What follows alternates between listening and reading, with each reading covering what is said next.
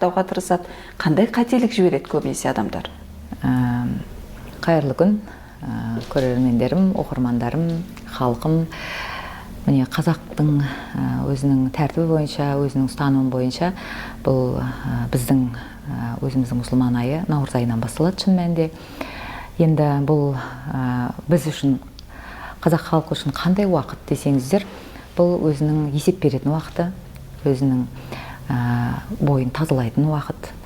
Яғни отырып жылдың аяғында адам кем дегенде 1-2 күн өзімен қалып, яғни ойлану қажет. Не істедім? Келесі жылға не істеймін деген сұрақты қаңтар айынан бастаймыз. Әзірге не істедім? Яғни бір тұлға ретінде, адам ретінде қалдым ба? Қандай бір мәртебеге ие болдым ба? Дипломаттық қарым-қатынас ұстадым ба? Тума-туыспен қарым-қатынасты бұза алған жоқпын ба? Бұзбадым ба? Оларға ешқандай зияным тиген жоқ па?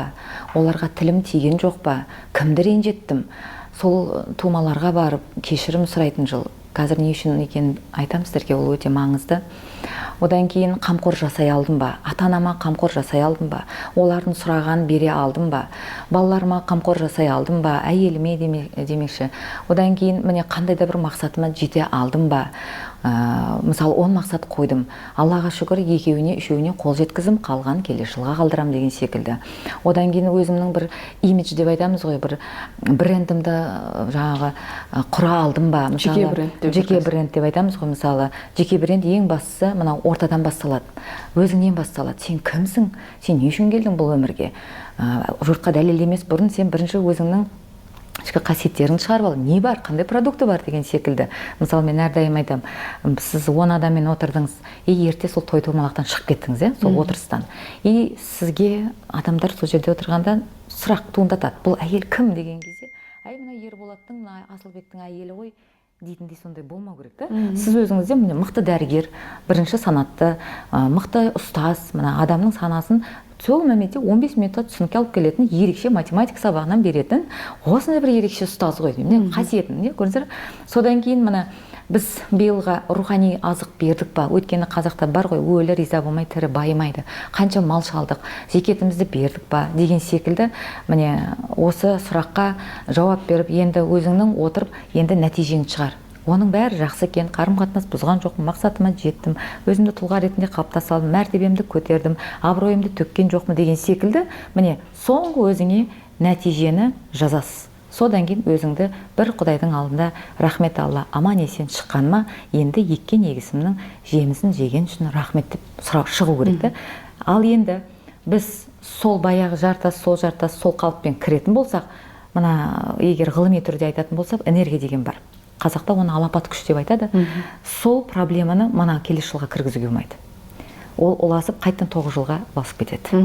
Түсінікті ма? Бұл енді біз көптеген білімдерді алдық қой, енді жалпақ тілмен көбінесе мынау сөйлегенді ұната бермеймін. Білім түрінде мынау дәлелмен сөйлегенді өзім ұнатам.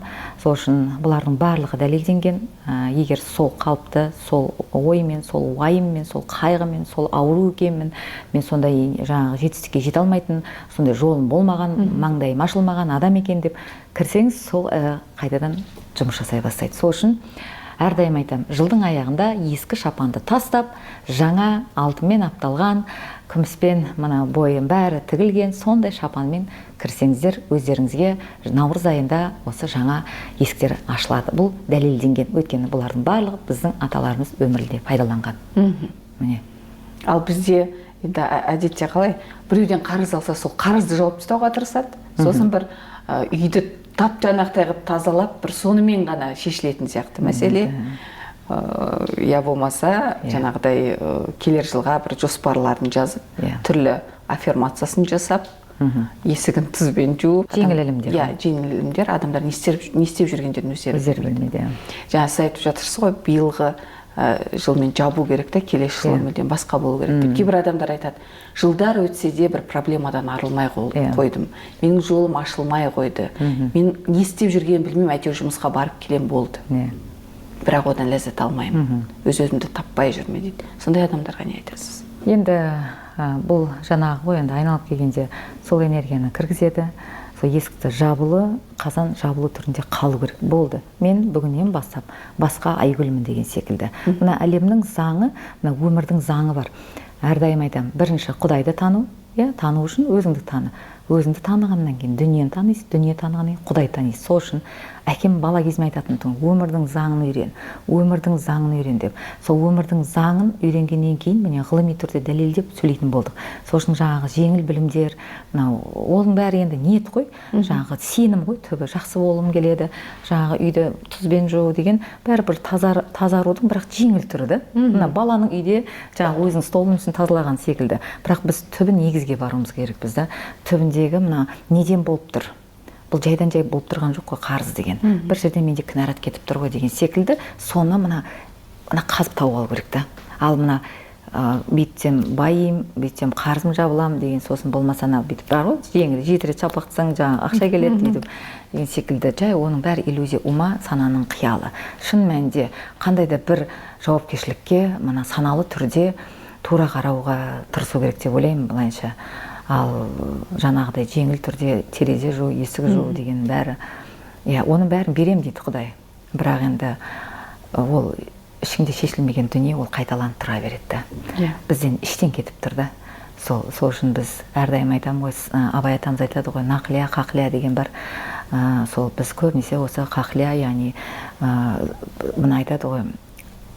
Вот я просто смотрю на цифры. Если человек нормально заходит в систему, вкладывает хотя бы 50 тысяч за месяц, миллион он спокойно может сделать, и я не шучу. Если не сделает, я сам переведу ему 2 миллиона тенге, потому что я понимаю, как эта схема устроена. Она работает, она прозрачная, уже тысячи людей зарабатывают, это просто нормальный доход государственных ресурсов. Но долго это все не продлится, потом просто закроют доступ и все.